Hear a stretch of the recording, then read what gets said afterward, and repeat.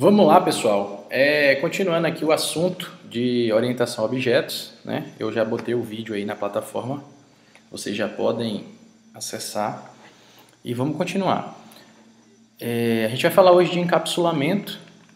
Encapsulamento, como a palavra já diz, é encapsular, né? Ocultar, esconder. Então, a gente tem isso aí em orientação a objetos muito forte. Quando você cria um método, você está encapsulando. Quem chama o seu método só conhece o nome dele, não conhece o conteúdo dele. Então isso é uma forma de encapsular, né? De ocultar, de esconder. Então encapsulamento é isso, né? É você criar mecanismos que ocultem o código, que você não quer que outras aplicações saibam, vejam. Então, assim, isso é encapsular. Relembra um pouco daquele da cápsula, né, de remédio. Você toma um remédio na cápsula, mas você não sabe a cor do pó que está dentro. Você não sabe nada, você só toma aquilo ali porque você sabe que vai funcionar para alguma coisa. Então, quando você chama uma função, você está fazendo exatamente isso. Você chama a função sabendo que ela vai resolver alguma coisa, mas você não sabe como ela resolve tal coisa. Tá? Então, é isso. Então, as palavras-chave private e protected, são os modificadores de acesso, criam membros, ou seja, métodos e atributos. Então, eu posso ter tanto método quanto atributos, sendo private ou protected, né? E eles significam que o private deixa o método ou o atributo protegido e o privado e o protected deixa protegido. Então, quando eu uso um atributo ou um método private, eu estou querendo dizer o seguinte: olha, você é privado. Você só pode ser acessado na sua própria classe. Então, você tem o escopo dentro da sua própria classe. Fora dela, você não é enxergado. Você só existe aqui dentro da classe private. Quando eu digo que é um protected, eu estou dizendo o seguinte: olha, você é protegido. Então, você só pode ser acessado pela classe que você foi criada e pelas classes que herdam dessa sua classe que você foi criado.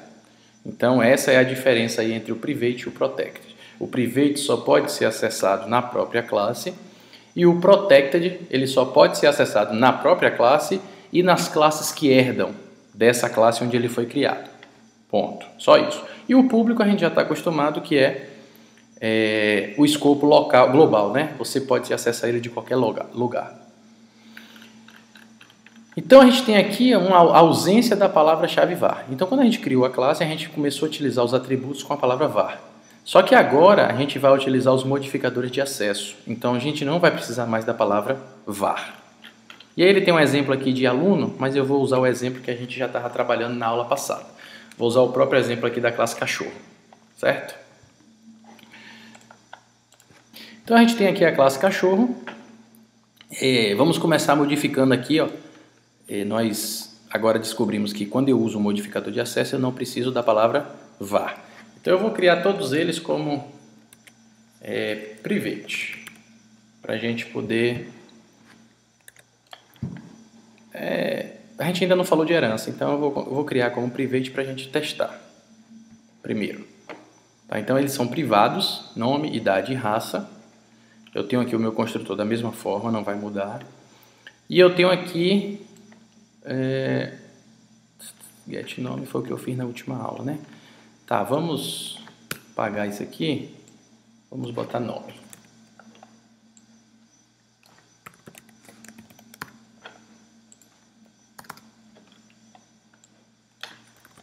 Vamos colocar nome. E vamos testar novamente. Tudo continua funcionando do mesmo jeito.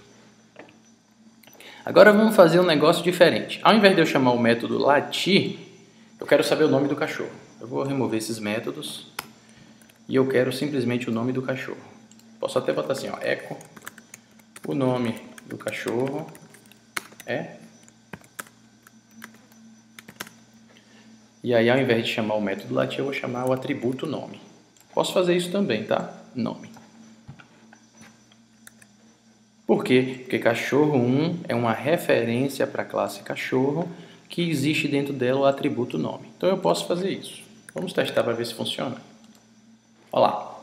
Ele dá um erro fatal. Ele diz, olha, você não pode acessar uma propriedade privada. Ou seja, você não pode acessar um atributo privado. Lembra que eu falei? Atributo, propriedade, característica.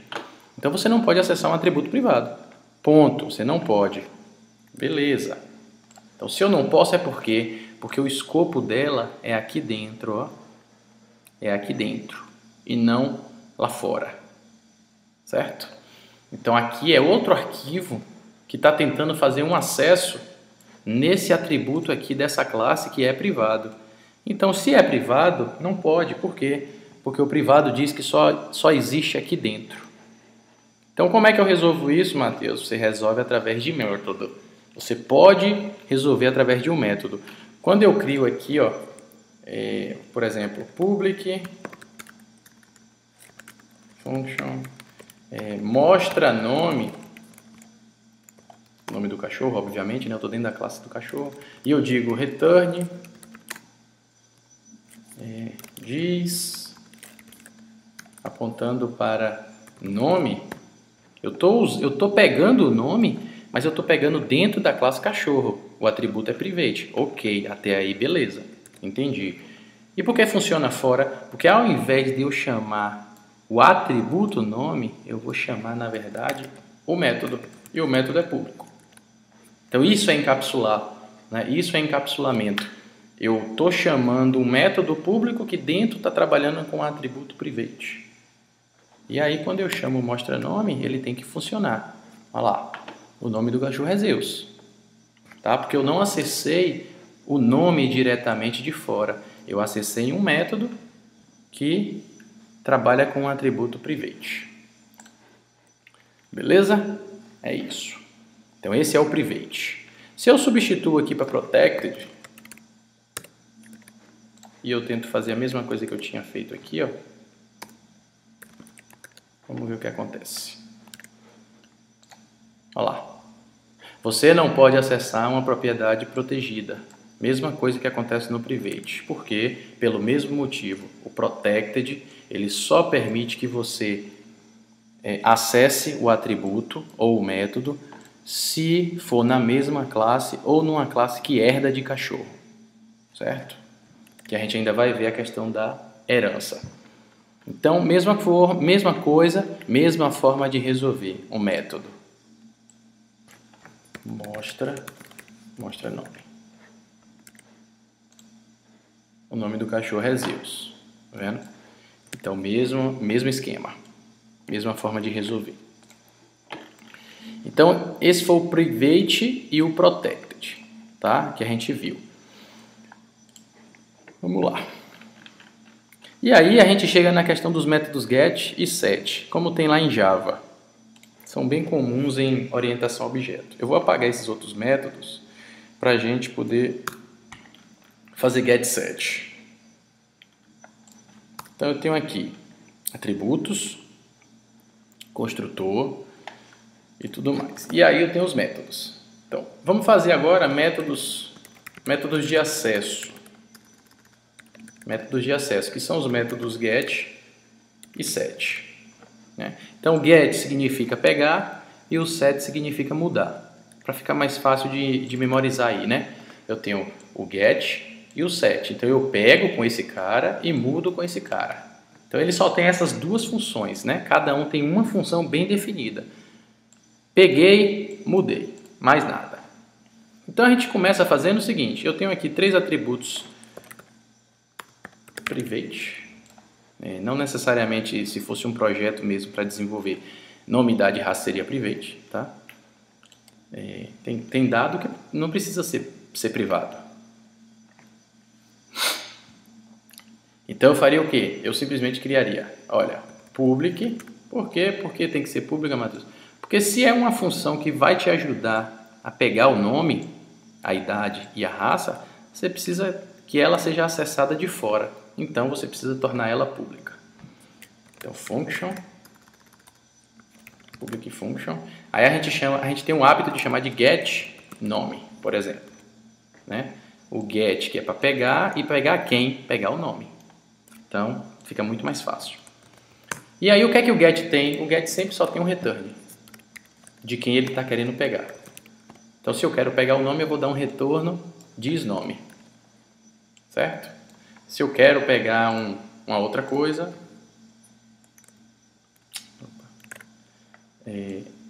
E aí, um Ctrl+C e um Ctrl+V aqui, master, para ajudar. Se eu quero pegar a idade, get idade. E aí diz idade. Se eu quero pegar a raça, get raça. Diz raça. Certo? E aí vai funcionar do mesmo jeito. Olha, privado, mas eu tenho os métodos get que me permitem manipular os atributos. Então o nome do cachorro é cachorro get nome.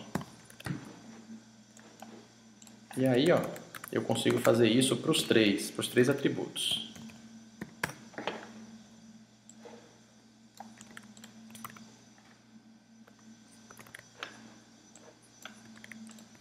Consigo fazer isso para os 3 atributos, ó. Get idade, get raça. Vou acessar os 3 atributos de fora, mas através do método. Então o método ele é para isso, para poder manipular os atributos aí. A idade e a raça. E a raça do cachorro é, pronto. E aí, ó, olha lá. O nome do cachorro é Zeus, a idade do cachorro é 7 e a raça do cachorro é Pitbull. Então, com isso aí eu consigo fazer o get, né? Esse é o get, é o cara que vai te ajudar a pegar a informação, a resgatar essa informação. E aí a gente também tem o set. O set é um pouquinho diferente. O set é assim. Set nome, ou seja, eu quero mudar o nome. Mas para eu mudar o nome, eu preciso ter algum nome para trocar, né? Se o cachorro se chama Zeus, mas foi digitado errado ou foi alguma coisa errada, você tem que ter a possibilidade de mudar esse nome. Como é que você muda? Através de um set. E aí, para você mudar, você precisa de um novo nome. Então, por exemplo, novo nome. Eu preciso ter um parâmetro para eu mudar esse nome, certo? Então, como é que eu mudo o nome? Eu digo, olha, diz nome, recebe novo nome. Então, o get não tem parâmetro e retorna, e o set tem parâmetro e não retorna, né? Um pega e o outro muda. Então, com isso aqui, ó, eu consigo mudar o nome do cachorro. Por exemplo, vamos lá. O nome do cachorro é Zeus. Pan, beleza, foi criado como...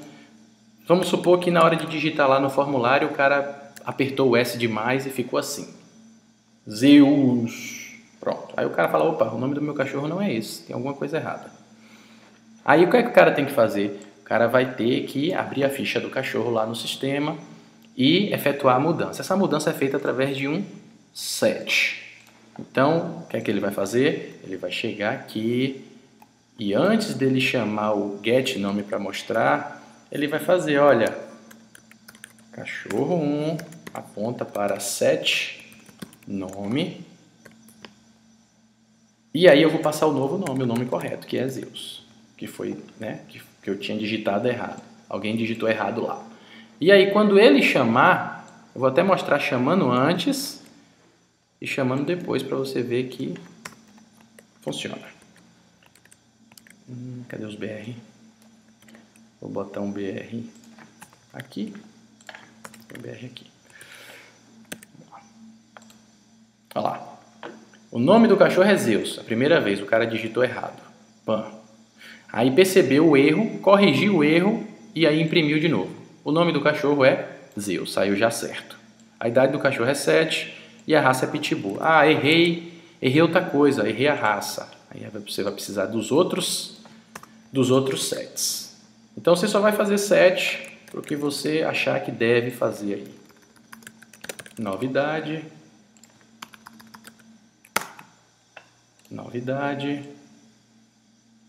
Nova raça. O nome aqui não importa, tá? Você que pode criar o que quiser. Aqui é uma variável temporária. Certo? Então, não vai fazer diferença para você. O que foi que eu errei aqui? set nome, novo nome, set idade, nova idade, nome, idade e raça. Diz idade, diz raça, nova raça, set raça. Pronto. Então criei os sets e aí percebeu que errou outra coisa. Mesma coisa, ó. Cachorro 1 apontando para set raça e não era pitbull, era um bull terrier. Era um bull terrier. Pronto. Então vai chegar aqui e vai efetuar a mudança e ao invés de pitbull agora vai sair bull terrier. Olha lá, bull terrier. Certo?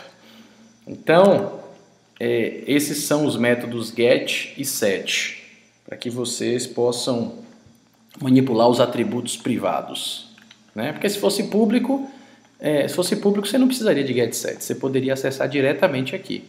Mas como não é público, é privado, você precisa do método. Sem contar que é uma boa prática de programação orientada a objetos você utilizar os métodos get e set, porque você encapsula e não permite acesso direto a seus atributos, ok? Então esse é o conteúdo aí da nossa próxima aula. Aí estudem, pratiquem, né? Criem as classes aí, pensem em qualquer coisa, sei lá, crie uma classe pessoa, crie uma classe computador, pode fazer qualquer coisa aí, tudo que existe no mundo real pode virar uma classe. Então, pratiquem bastante aí, get set, aprendam bastante. Na próxima aula a gente vai tirar dúvida e já falar de outro assunto, beleza? Um abraço e até a próxima aula.